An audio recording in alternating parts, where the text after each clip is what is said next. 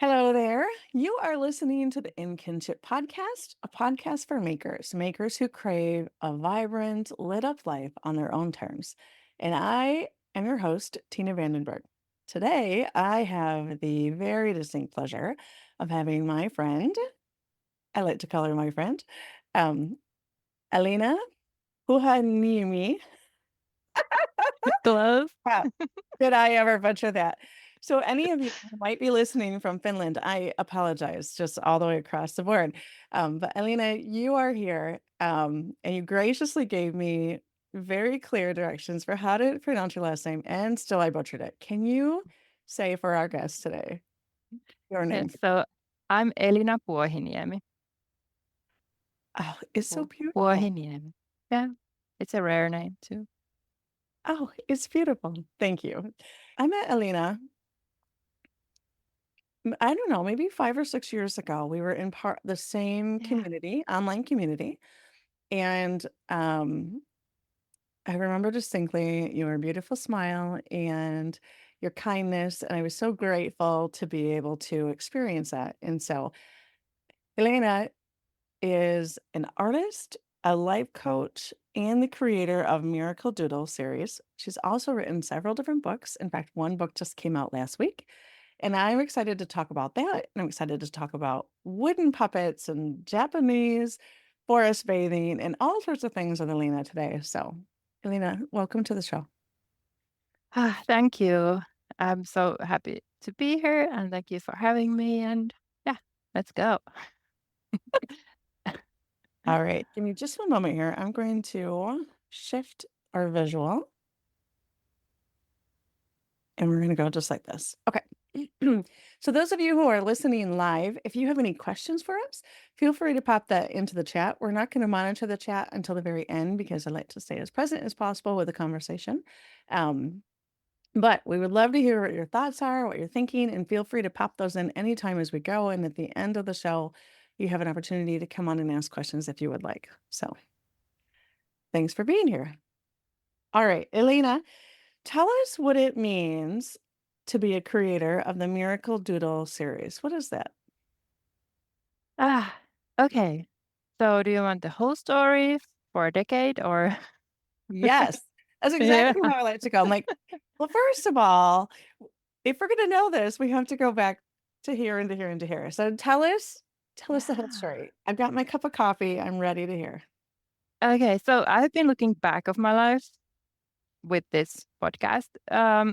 Your questions were so inspiring that I was like, oh, what were the moments in my life? And then I was listening to some kind of voice recordings, and I was talking about this moment in 2013 when I was the suffering artist, thinking that I need to only explain suffering in my art and only go to the deep, dark, murky places and found this.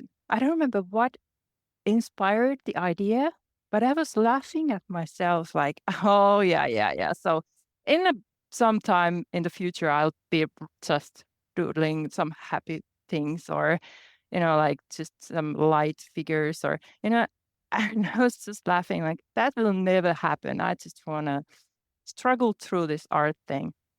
Yeah. And then one year later, I started doodling and explaining happiness with my doodles. It's like, okay, that happened.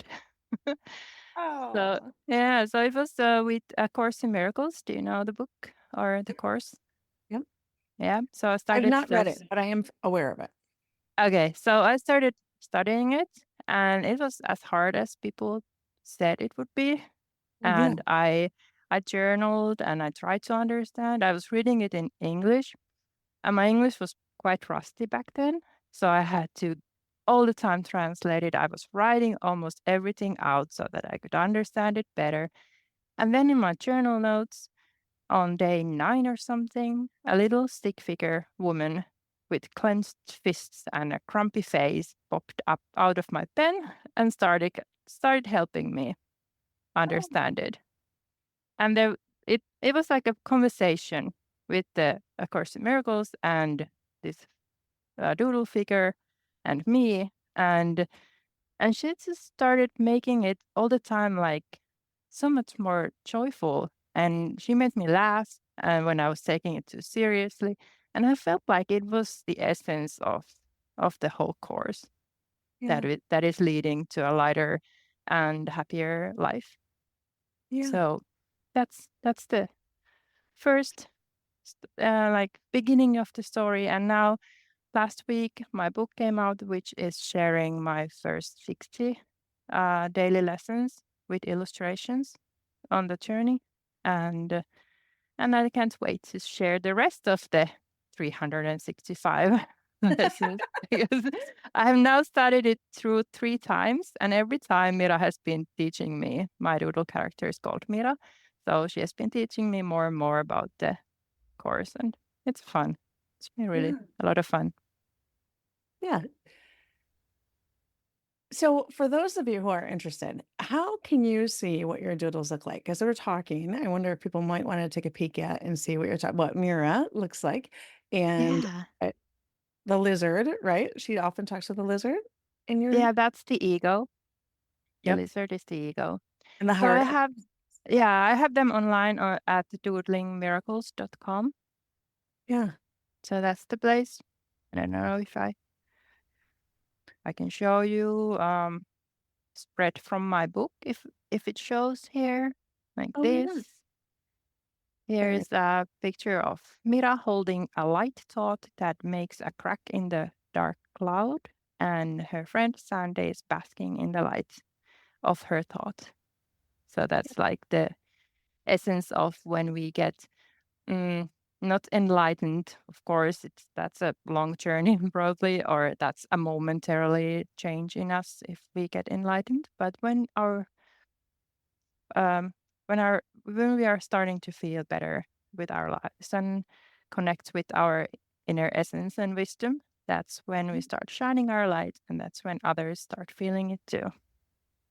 Very nice. So, yeah, Very nice. So I love that you had this transition from you had to be a starving, suffering artist in order to be an artist, right? That's what yeah, heard from the story you told.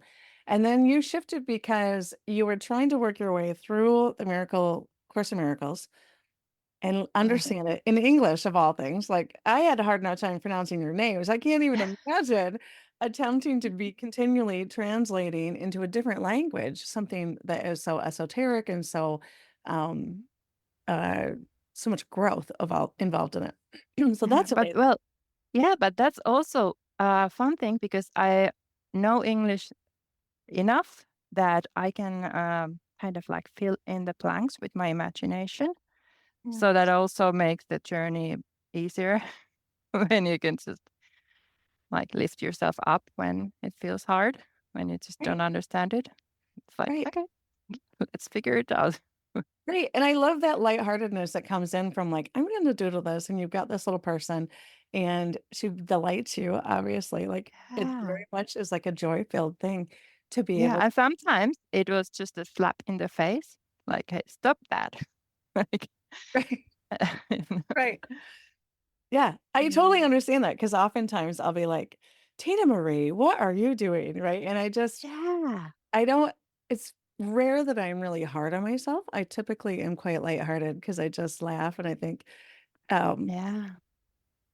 what a silly thing to do, perhaps if something I have done or some way that I'm thinking or some path that I've gotten stuck in or I'm sort of spinning on something. Like I think it's a beautiful thing to have that grace and that Yeah. joy and the lightheartedness around it because Yeah. we're continually in and out of that space. Yeah. Yeah. And I feel like I'm this very serious person that thinks too much and goes too deep. So Yeah. I really need that lightheartedness. Yeah. Like it's my happy place. Very nice. So we jumped right in to what you're working on Yeah. now, which is beautiful. But let's back up just a moment. Mhm. And, often I talk with makers, which obviously illustration is a beautiful form of making um, here on the podcast. But I wonder how you identify as a maker and if you do, and what it is that you love to do and make.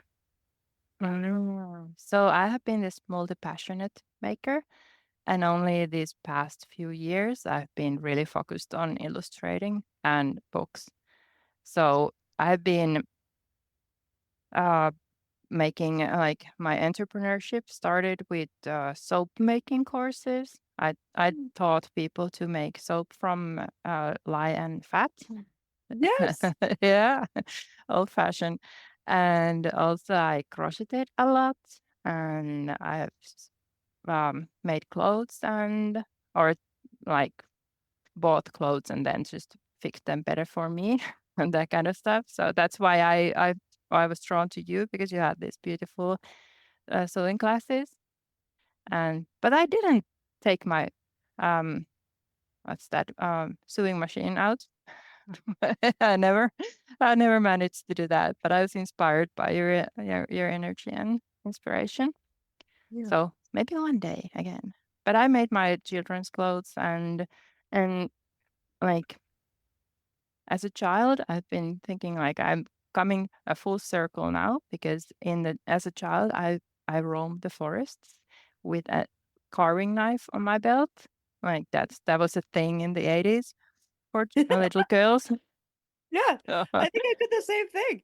Yes. Yeah, yeah. So that's what I was, and now I'm carving wood again. So yeah, like I feel like I need to handle the world with my hands. I need to make things to understand, Yeah. handle things. And they would really relate to you talking about how doodling and drawing an illustration to really embody and to learn deeply what you were learning in the Course of Miracles. Like that makes total sense, right? Like you Yeah. could get your hands into it. Yeah, and that's what I figured as when I was 10 years old. Yeah. Like I started doodling my studies. It was a picture. I still have it on a post-it note that I figured like this is how I learn that I it was a hurricane or a tornado or something swirling that I Yeah. needed to learn to all the facts about it. So I was 10 years old and I drew this tornado and just wrote things around it and in it and everywhere. And then I started learning and it was beautiful. I've drawn my schools through ever since. Yeah. So that was like very efficient. I love that. Have you always been drawing? Do you remember drawing from a very tiny age? Yeah. Yeah. Yeah. That's who I am. Very nice. Yeah. Very nice. So I know because I had the pleasure of seeing this before the podcast began, but I know that you are also have been making wooden puppets. Can you talk about that? Yes. Yes. So that was one summer ago. Yeah. Last year in the summer, I found this Icelandic or he's German but lives in Iceland, has his puppet workshop there, and his style of wooden puppets was so great, and I was inspired by it. It looked very like familiar with something that I could make too. Like he's fascinating person, and he's also talking about filling your cup. Mhm. It's the worlds of puppets online. The wor- Bernd Ogrodnik, something his name. the worlds of puppets. Is that what you said? Yeah, yeah, Okay. or the world of puppets. I don't remember, but Okay. yeah. So that's where I started then studying in his master classes, and then I got into his 1 year program and started Wow. really going deep, and that's where I started studying body puppets, which are these small puppets that you control with one hand. Here's my doodle character I can show on the video if you have the possibility. Can you see it? Yeah. That's Mira. Very nice. So And for those of yeah. you who are listening, um, Mm, Elina is showing us a little mirror puppet that she made, and we definitely will post some pictures on the show notes. If you want to see any of the things that we're talking about, you'll be yeah. able to see that there. And also on her website, she's got a lot of great images and things Yeah, on her website. it's on Okay. doodlingmiracles. Yeah. Okay. Yeah. Right. So that and rod puppets and then it would advance towards marionettes and yeah, that Do you have kind of anything you can it's show us? inspiring. Huh? What can you show us? Uh, which one you want to see. There's Mr. Fishbird, who has a fish head and a bird body with Yes. big blue legs, and the head is bright yellow. I have carved this, and this is a story that was inspired by a Finnish saying that goes like, let me translate a moment. Um, don't worry if you're a fish or a bird. No, it's like no, that was my my, my version of it. The Mr. Fishbird says, "Don't worry if you're a fish or a bird. Just start, just be both, and just start doing and stop thinking." So he's a figure who tells you to just stop dreaming and start doing. That's how you get stuff done. Yeah. And that was the story, like Finnish saying that we wonder what kind of person someone is, that is he a fish or a bird? No. Right. So yeah. Yeah. So that's like based on a saying. Very nice. So how do you is that a marionette? How do you move that puppet? That's not a marionette, it's a body puppet. Like you have this thing for your finger, and then one finger moves the head. I'm not still good at this.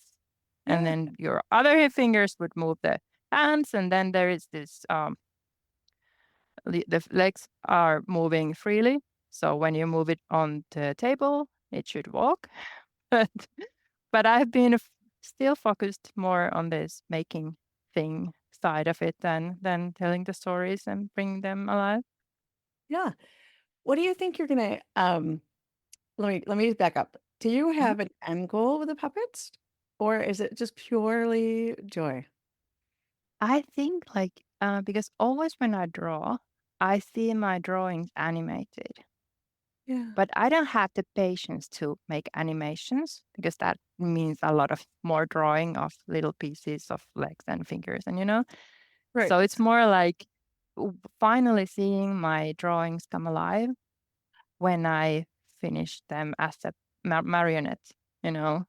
Yeah. Like that's my ultimate goal, probably, to tell the story so that the characters are moving. Yeah. But Oh, I don't that's know how long that journey is to go there. First, I need to make those marionettes and then try to manipulate them, and yeah. right. Right. Yeah, it's Why nice does to it be take on a journey. it is, isn't it? It's a beautiful Yeah. feeling to be exploring something and taking in the new elements of it and learning. So like you were just mentioning that you've been working on the actual construction and not the movement of it yet. Um, Yeah. are you excited for that part to learn to animate your puppet? Well, um, there's another dopamine hit that I'm doing at the moment with the Japanese. So I just started studying Japanese a year ago Yeah, very passionately. Like this summer, I spent over 200 hours studying it. And I've been just like, whoa. And with Japanese, it's the same as with the puppets. I really don't have a goal.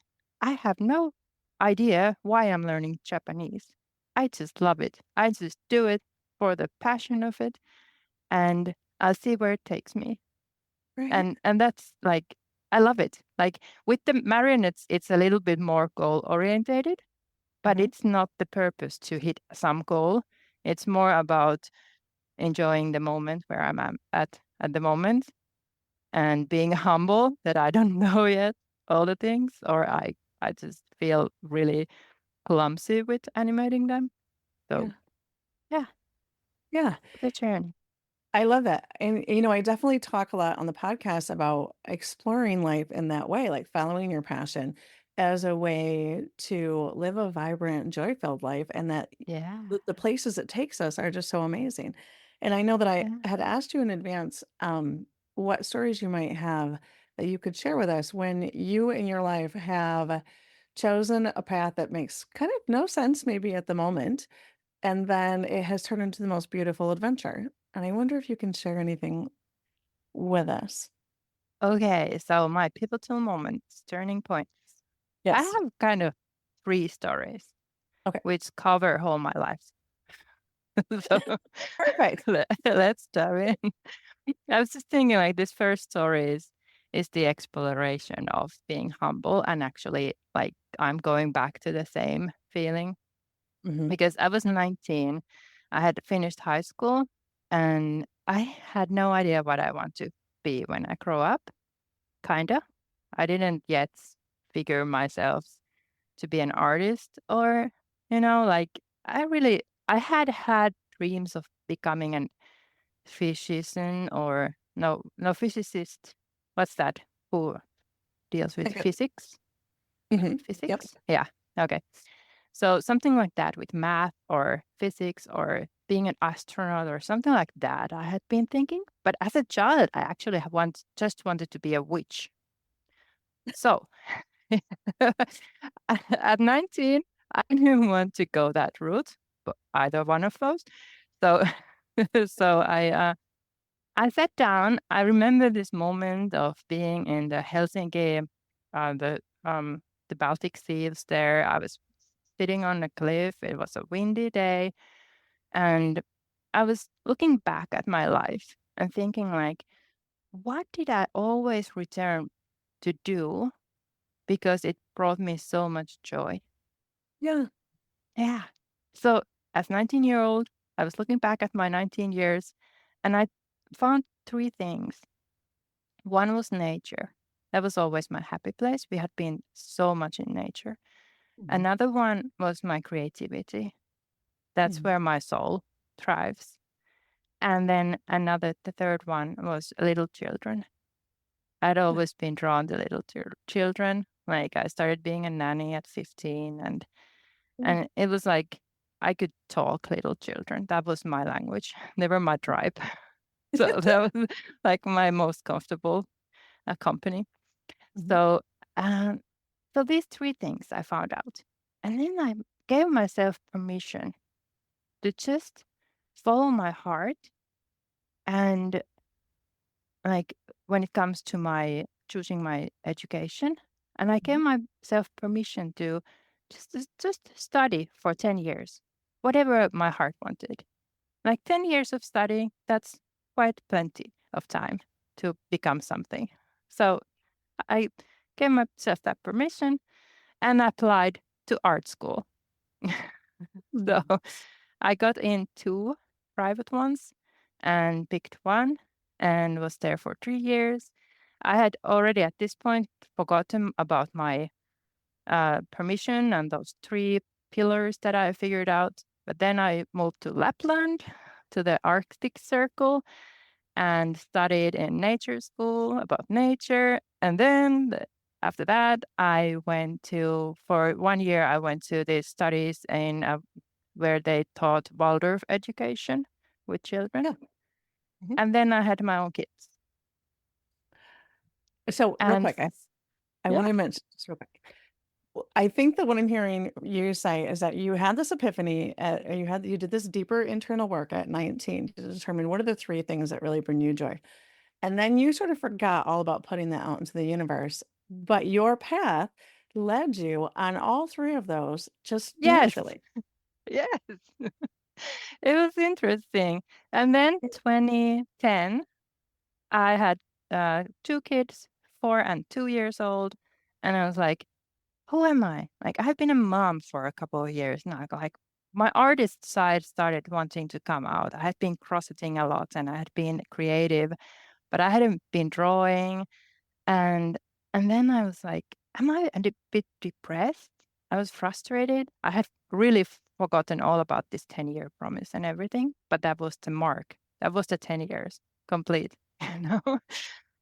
And it's like from now, it's very nice to look back and see how this big Yes. picture played out. But Yes. yeah, so at that moment is my next pivotal moment, a story. But yeah, Okay. ask me. Before you jump into that, I do want to say this because I have noticed in my own life, and I'm reconnecting to it right now as well. That idea of it, that I think what happens is when we really desire something, if we want to manifest it or whatever that language is that you're using, you put it out there, and then forget it and just live life in a way that feels like joy, right? That feels like this Yeah. joyful as it can. And then it's amazing how many times you look back and you're like, wow, this thing did come into my life. This thing is Yeah. here. Yeah. And now you're moving into the next section. Like that just is blowing to me. And I love it It that you're, is. and I've experienced that in my own life as well. And there's such a beauty in letting go of the striving for it and just putting it out there and then living life. Yeah. Yeah. And I felt like I totally listened to my heart every step of Mhm. the way, those Yeah. 10 years. Yeah. So, yeah. Okay. Okay. So So, 2010. yep, I developed myself a self-coaching program. Nice. I wasn't a coach back then yet, but I did this 3-week um, like experiment with journaling. I had inspiration from my father, who is a social psychologist and had done something similar. Yeah. So, but I really looked into creating it something that served me. Mhm. So I had like 3-week program that I had a theme for every day, and my intention was to draw my answers. So I was journaling one theme every day. Like the first week was about um, like how to tend to my needs, my body, what my body needed, or how to like change the struggles I have with daily life and everyday life, into something that is easier and sustainable, and Yeah. something like that. And then the next week was about shadow work and emotions. Mm. And then the third week was about opportunities and values and like strengths and all these beautiful things about me and possibilities. And I started drawing lizards on that journey. And then later on I realized, oh well, that was my ego wanting to say something, but it was really nice. Yeah. Yeah. Yeah. Yeah. And that started my entrepreneurship. I embraced my artist side of me, and my boys went to daycare, and and then I found myself doing the life coaching studies and Yeah. educated that way. And yeah, and that started another, well, now 14 years cycle of of new things. Yeah. Yeah. Are you still a life coach? I have actually never been a working life coach in Mm. that sense, Yeah. because I kind of found myself during my master coach studies and found out that I'm an artist, which wasn't a surprise to anyone who knew me. Right. That was like big news to me. Yep. But yeah, but I've been telling that I'm a life coach because I've educated as a Yep. master coach, and I'm doing that as my doodling. And also, I've been doing like coloring pictures to for people's dreams, that Yeah. they are telling me what their dream is, and I make them, turn it into a coloring picture. That's beautiful. So that kind of coaching. Absolutely. And I think that I wonder if this happened for you. I think that sometimes when we're not ready to fully embrace or think that we can do art without being a starving, suffering artist, right? If we are not sure that we can do those things, sometimes we hang on to something that feels a little more steady to get us there. And then it would make total sense to me that through life coach, the mastery program that you took, you discovered about yourself that no, I'm meant to be an artist. And then Yeah. when I look at the doodles that you do and the books that you've produced, they absolutely are on that deeper spiritual level. And so I can see the synchronicity of all the things that you've mentioned. So I would say, Yeah. I would argue the point that you're not practicing as a life coach because it would seem to me that you are, No, but in this yeah. very beautiful different vein. Yeah, yeah, yeah. Like I'm not the traditional working life coach with Mhm. clients one on one, or Right. groups. So that's Right. why I was like defining it. Yeah. Nice. But of course, one of the big passions that uh, started 2015 for me was to meet groups of children and draw them. Like I made these live performances, drawing performances for them, and I asked them all the children in the group what character they want me to draw in the picture.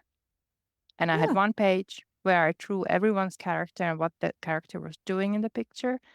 And then I turned it into a coloring picture that I shared with the teacher, and then they could color it together. And it was such a beautiful story for the group because they could everyone have their character in, and they could see each other, and it felt like everybody had their voice heard and character seen. Yeah. How old were these kids? They were second and first and second graders. Very nice. What kind of Yeah. characters did they suggest or did they ask for? Well, I wanted them to be animals or insects Mhm. or birds or something like from the animal kingdom. Good. Nice. There's only like two kids who were very strict that they wanted to draw their own, so they drew me a model that I needed to copy, and I did that, of course. That's like they were individuals. I kind of love that. That is so beautiful. Yeah, Like, no, I it know. is. That's Yes. beautiful. So I met about over 800 kids and drew them pictures. That is so fun. It is. It was. Yeah. Yeah. I love that. So how many books do you have now, Elena? I have self-published 6 books, 5 of them with Mira. The Very first nice. one was about soap making in Finnish. Which is beautiful. Is it illustrated as well, the soap making book? Yes, of course. Of course it is. Yeah. And then do you ever illustrate other people's books as well? Yeah. Yeah. Yeah. Just another book came out in October. It's a finishing book for a series of 4 books. It was for speech therapists to Yeah. teach to children and Finnish children to say certain sounds so that they can speak Finnish better, I like might need these fluently. books. Yeah, the Just first one was the rolling R. just to pronounce your last name, I might need these books. Well, actually, my last name doesn't have any of those letters or the sounds. They were R, S, K, and L. Nice. Very nice. So take us through what a day in your life looks like. Just Ah, randomly. I'm guessing it might be variable, but give us a random day. well, now I'm getting a structure in my day. Like it has been quite afloat a couple of years, but I work at home. So this is like we live quite tiny, but it's not tiny living in that sense, but maybe small living, Mhm. 720 square meters for 4 people. But that means that my husband's and my bed is in the living room where I'm sitting in one corner. Behind me is my husband's office space, and next to me is our couch. Yeah. So it's Great. cramped. And so I take my dog out, make my smoothie and breakfast. And well, I have a sleepy dog, so that can take a while before we get out with her, like maybe even noon. So, but what my best kind of day is that I have this um um what's that called? Routine maybe? I don't know. A rule, but which I called mornings are mine. Mhm. And that's my lifesaver with my creativity and my daily life.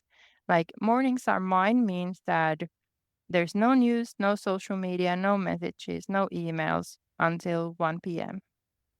Yeah. And now I've started it so that all my um mobile phone goes kind of like numb or dumb. It's not a smartphone, it's a dumb phone at 9 p.m. until the next day, 1 p.m. I love that. Yeah, and so I have 8-hour window to make my messages Yeah, and consume I love that. this time. I follow a lot of, as an entrepreneur and as just a nerdy kind of a human who loves to study rhythms and rituals and ways to make life even more joyful. Yeah, I follow a lot of folks who talk about making the very most important things to you the thing that you do first, or the thing that you do when your energy is highest before the day starts to yeah, sort of shift out of your control, like your kids come home from school or yeah, whatever's happening, and then all of a sudden you're just working on the aspects of living life, which is beautiful, but, like, you need that time if you're gonna accomplish any of your big dreams that you have, so I love that you do yeah, that, and yeah, yeah, yeah, it works. I love that you silence your phone too, that's such a beautiful way to go about it, because Yeah, definitely, I'm pretty quiet on social media anyways, it's not my favorite place to be, and I even more so, I just continually want to sort of just get right out of it in general, because it just sucks away my time and it sucks away my dreams, it seems like, because of the things that yeah, I could be working on or doing or even reading a book that instead I all of a sudden I find myself reading comments on something that means really nothing to me, and I'm like, Why am I doing this with my time?" So, I think that's yeah. brilliant. For years, I haven't had social media apps on my phone anymore.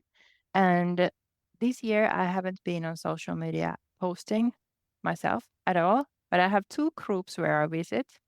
Yeah, The one is for illustrators and one is for puppet makers, which is the academy of the where I'm studying puppetry. So yeah, it's like that's the only place where I go. And then yeah, sometimes get messages there. So I need to check those out. So it's not consuming my time at all at the moment. that It's is like, beautiful. yeah. And I'm not sure. I think I'll go back in January. I'm not quite sure if I'm really like how or how much or what I'm going to do. But it has been a really like for 3 years. Oh no, this is the fourth book that I got out one a year now. Yeah. And it was weird to launch a book without social media. I don't know where to shout out about it. So Yeah, I can understand that, but I think that there are places like podcasts, right? And it obviously you have yeah, a way to get onto them and to network with people, but I think there are other places that feel like a deeper connection that are a solid place to share. yeah, yeah. But it is hard to Like figure out what that is. yeah, and I'm so hermiting person, introvert, that it's really like I love that you sent me a message like, "Hey, do you want to be on my podcast?" Like, of course. Yeah. So my other thing for daily routine is that I make SOPs, which are standard operation procedures. Mhm. So I make lists and I have a list for all the journey, like all the steps in bookmaking. Yeah, So I'm like, it's like I compare it to stepping in a train and just sitting on it. Like I can just mm, enjoy the views and just draw it and then enjoy the views and just edit it and, and like the different stations and it's just a straight line. So it's very easy now that I know that like I have self-published 6 books and helped multiple books come out for other authors yeah, that I have done the layouts and the illustrations and yeah, yeah. being There her. is a joy to knowing that you have a path that is going to Yeah, get you where you want to go and just getting on that path. I love the idea of it being on a train and you just get to enjoy the view. So yeah, even if I were to look at that, I thought about like how sewing clothing can be that similar kind of a way, right? There are all these different steps that get you to where you want to be. And if you just are at a point, especially, or you just trust that things are going to work out how you need them to, yeah, you just take the next step and you do one thing and then you take the next step and then you do one thing and you take the next step. And that's sort of what you're saying, even though you've already worked out what track that train is on and how it's going to get you where you want to be. It's still a very similar way of existing, of just yeah, enjoying the journey. I love it. yeah. And it's always a unique view. Even the steps are the same. It's always a Right. different view. Yes. Yeah, and there's a piece to that I could see. Yeah. Yeah. What, in what ways do you embrace nature in your daily life, would you say? Mm. So my daily walks, my we live in an apartment building Mhm. which starts from a forest. Yeah. So my forest starts from my window and I go there every day for at least an hour. Mhm. And even if we hear the traffic through the trees, there's lots of like there's deer and foxes and hawks and lots of little birds and squirrels and rabbits. So I can always see some Mhm. animals and life in there. And it's always different, the seasons. I follow the seasons. I like to mark in the calendar all the signs of spring that I spot on the day I see them the first time. And also I looked at the signs of fall and in the winter because sometimes we get so deep snow that I just put some I don't have the English word for it, but it has a zipper that it prevents snow to go in your shoes, and it's like a knee Like high clothing. Peter. Okay. So Yep. I put those on and then we just go in the deep snow with my dog and make the path, the first path in the cliffs and the forest. And yeah, that's like yeah, I have a couple of trees that I visit regularly. Like one is a birch and one is a pine, an old pine. And yeah, I have a relationship with them in the forest and I hack I love them that. and talk to them. And yeah, So yeah. I once met this woman and, she said this thing to me that I found really profound. She said that so we live really close to Lake Michigan, which is almost the size of an ocean. I mean, a small ocean, but Yeah, they it's are not really a huge. lake. It's really much more than that. And it Yeah. has its own weather and it has its own storms that come through and all of this. And she mentioned that out her window in town, she could see the pier, or maybe she walked to it. Either way, there's a spot that she could see every day on Lake Michigan. And she said, I want to know that one spot through every day of the year, year after year after year. Like just to have this deep sense of connection to a place and to a spot in the world and to be able to watch time, the passage of time in nature in that one particular spot, to know it so deeply that you know what mood she's in and you know what's happening and you can see Oh. what's going on or you can be like, "Oh my goodness, something's different." And I imagined that picture, that story when you just mentioned to me about the trees that you visit and the woods that you go into. And I think there's a magic to that, right? Because the larger picture can be so overwhelming, but to get to know a little place and to feel connected to that place can have so much peace to it. Yeah, it does. That's a beautiful story too. Yeah. One of the things I like to explore also on the podcast are ways, and I think probably you've touched on it, but maybe there's something else that you want to bring up. Are ways that people embrace or bring more joy into their lives with their daily practices. Can you repeat the question? Yeah, Yeah. that's how So, to bring joy. yeah, what is in your tool bag? What do you have in your arsenal of tools that bring you joy? Like what is it that maybe you're having a rough day or maybe um you just have this as part of your regular routine because it brings joy into your life and you know that it makes life better. Mm. I think it's probably that forest. It has such a big impact in my life that Yeah. that's the joyful place. Like just before this, I was just walking there and I like to sing there. I have a soul song that I sing. It's just nobody else has heard it any like ever. Just for me and my dog. So I sing to the trees. That makes all the time like things are shifting when I sing that song. Oh. And it's the I got the idea from the story of the African tribe who have this song for a child.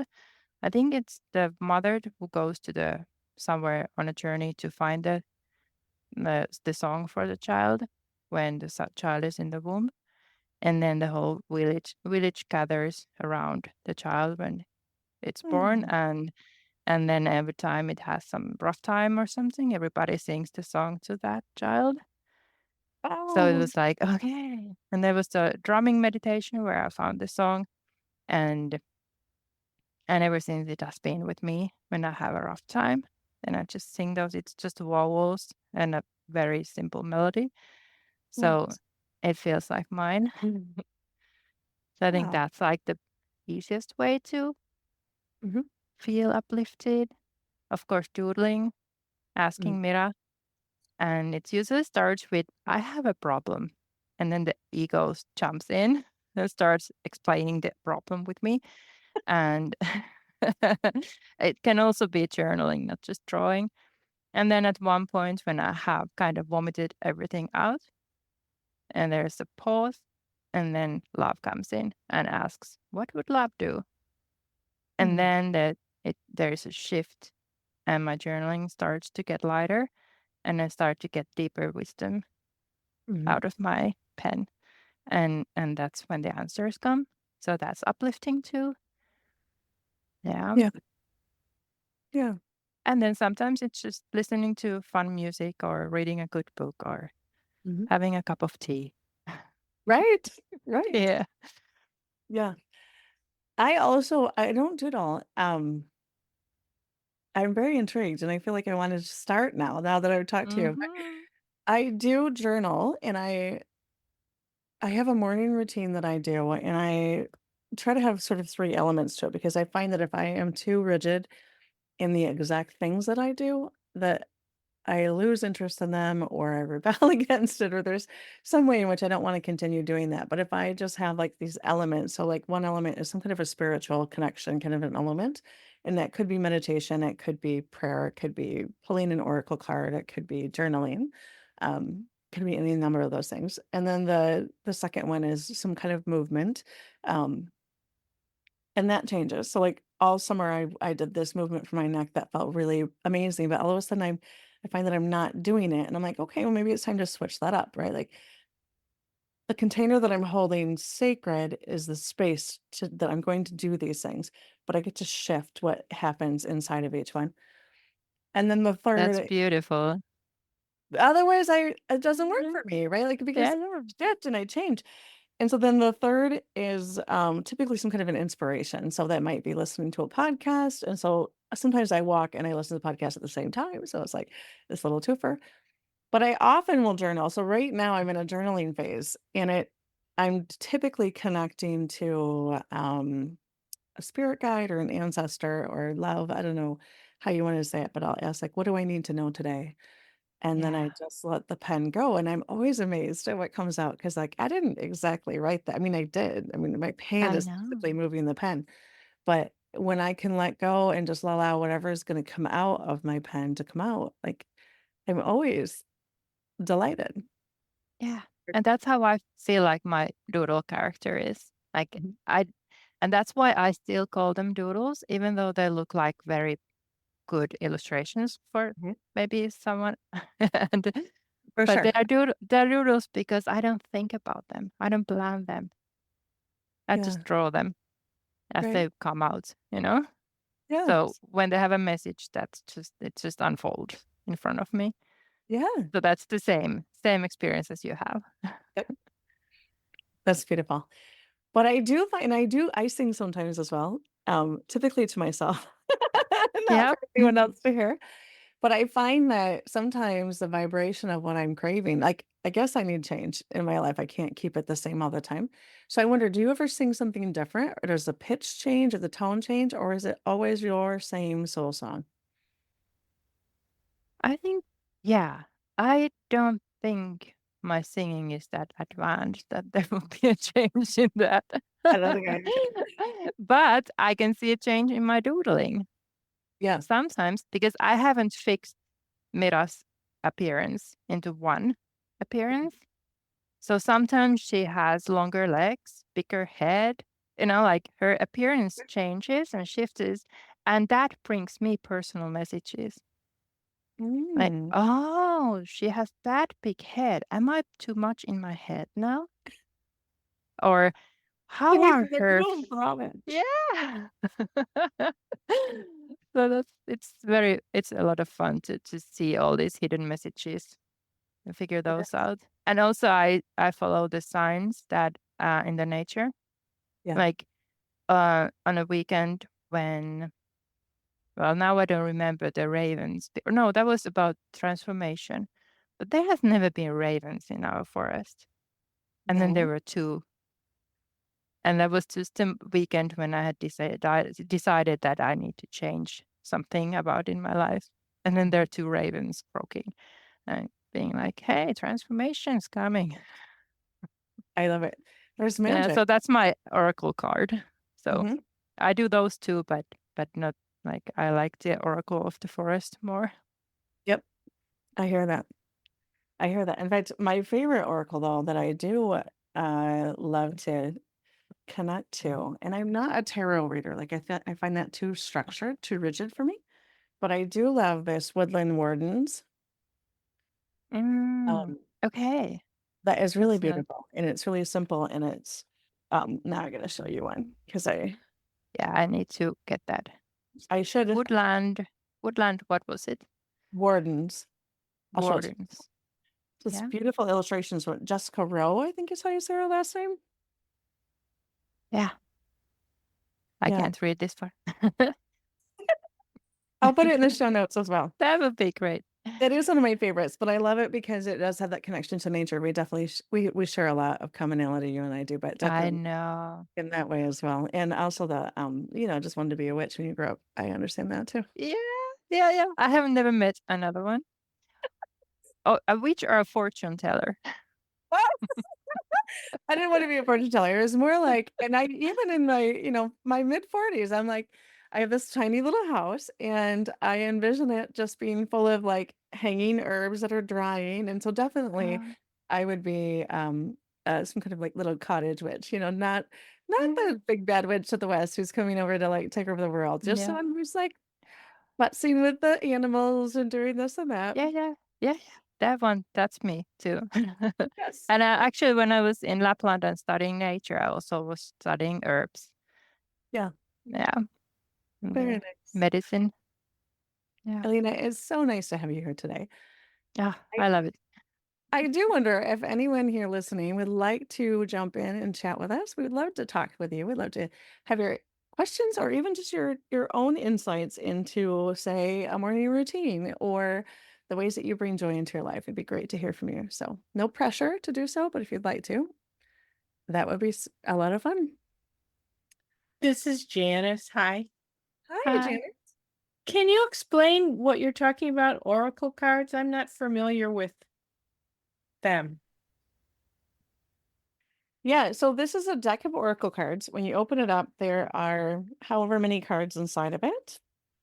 And they have some kind of an insight, some kind of a information on them. So like the skunk one here is called the skunk and magnolia, so protection.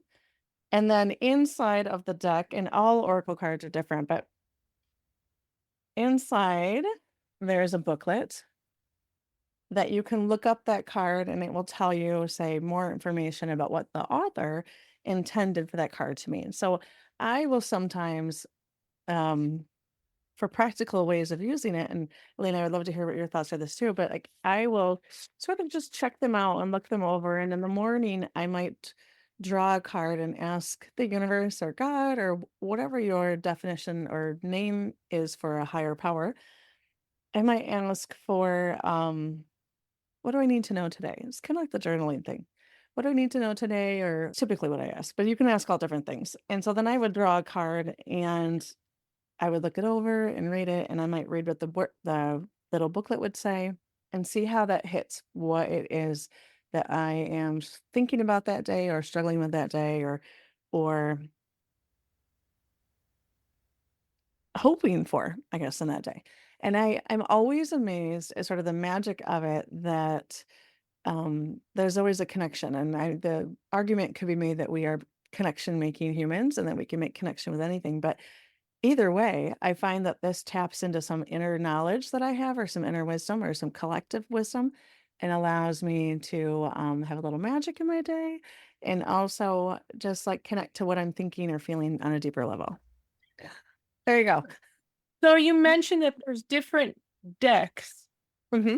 different purposes. So if someone was totally new to this, what kind of a deck would they start with? I would probably go to a store where they sell them.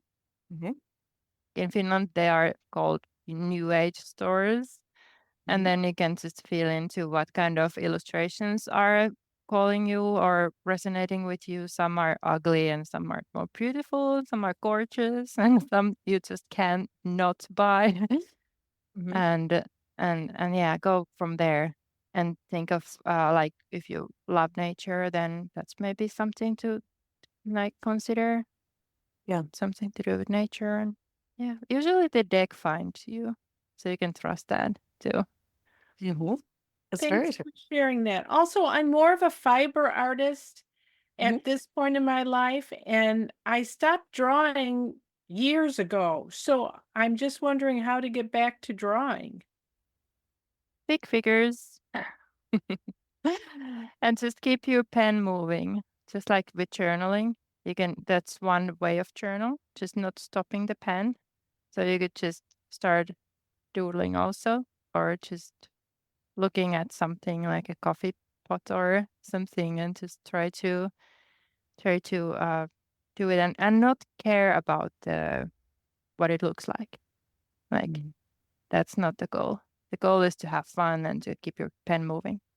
Okay, because with my fiber art, there's not too much of a reason to draw at this point. I'm more of a weaver, so there's not a lot of drawing. It's kind of Yeah. picking the colors and the fibers. Thank you. Yeah. You could also do coloring. There are lots of coloring books. That could be a good start too. Hmm. I love Yeah. coloring. That's so fun.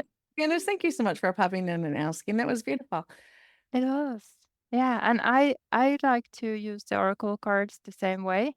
Hmm. And usually there's one that pops out or falls on the floor, or and I also liked at the like the new year energies. I usually pick one card for each month, and then I come back to those during the year and to see what came up. Yeah. And yeah, It's sort of like what we were talking about at the very beginning, and the idea of putting out there what you want, or like I do the same thing. I'll draw a card for each, sometimes just for the year. It depends on how ambitious I'm feeling. But yeah, sometimes I'll do it for each month. And then I usually don't really even think about it again until I might be looking back over my journal or looking back over things. And I'm like, oh, look at how much yeah, this connected. I'm always amazed at the ways and delighted in the ways that it connects. Um, yeah. and I just find a lot of joy in that process. Have you been doing the 13 Holy Nights? I have not. You haven't heard about them? No, I have not. What is Okay. I've done that like over 10 years now. It starts from, I think, Christmas Eve, was it? And from there, every night for 13 nights, you get messages in your dreams. And also, like, from the day, like during the day, you can spot something. Like the first night is for the whole year. And then the next night is January. Then it's February. And is it January 6th when it's the last night, which is December the next year? And I have got these streams. I record them, Yeah. and yeah, it's from the 5th to 6th. That's the last night. That's December. I record the dreams during the night, and they are spot on. Like they're just telling me the future. Yeah, That's really amazing. crazy. Yeah. So you remember your dreams and you just jot them down when you wake up? Yeah, and no, no, no. I I shut them down during the night, and I'm just so tired during those 2 weeks. I'm like, if I can't sleep, I dream so much. It's like it's very, very vivid, like during that time of the year. Just during that time, or do you have vivid dreams all the time? Mm, I think in July is the next one. Like because I'm bored in end of June. So I think these are like the two passages of time that are more like something there, like a portal, something happening, Right. and like the half mid-year and the start of year. And That's hey, I hate podcasts where someone refers to something and then don't talk about it. I said I have 3 pivotal stories. So I want to oh, mention my third one was something that I'm on right now. I don't yet yes. know the results. I have no idea where this is leading me, but I have done the same 3-week journaling this fall and I have called it my rebirth. So I'm feeling like something really big is changing in my life at the moment when my children are reaching their adulthood. So it's Right. the next point in my life starting. And yeah, that's big. Yeah. That is big. Did you do the same 3-week journal or something similar journal process that you did back in 2010? Yes, but I tweaked it to Right. match the needs I have now. So Yeah. it's interesting. Elina, it has been so wonderful to have you on. I want to thank you again and thank those who came live and those who are listening after the fact. How can they find out more about you? Where can they find out about? I know that you have a Patreon, right, for Mira, Yep. and you have your books. So I have 2 websites. One is doodlingmiracles.com and the other one is elinap.me, elinap.me. And that's like my illustrations, both portfolio and my books are there too. And my Patreon link is found from both websites from the links on the menu. And that's like where you can find me. I'm not on social media this year, but I'll be back there with my handles. That is Doodling Miracles and elinap.me over there too. Yeah. And of course, there's the treasure trove of stuff I have shared over the years that I've been there on Instagram and Facebook. Yeah. Very nice. Yeah. All right. So thanks again for being here. Thank you for having me. Yes. And It's have a most wonderful day. oh, it's the evening now. You have Oh, a wonderful day. right. I forget. You're in Finland. What am I thinking? Thank you. Thank you so much. It was so much fun. Thank you.